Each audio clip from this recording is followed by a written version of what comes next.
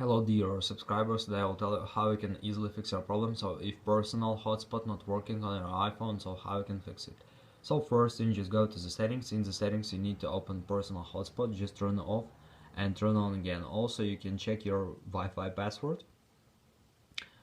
and also you can change your password by tapping on it, and if it doesn't help you, just try to turn on airplane mode, wait a second and just turn it off.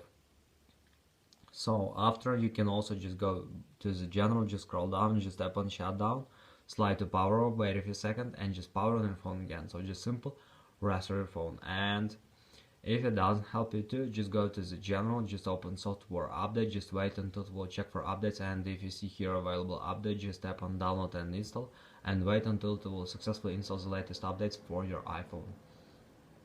So this is a way how you can also try to fix it. So thanks for watching, have a nice day, subscribe to my channel, click like and goodbye.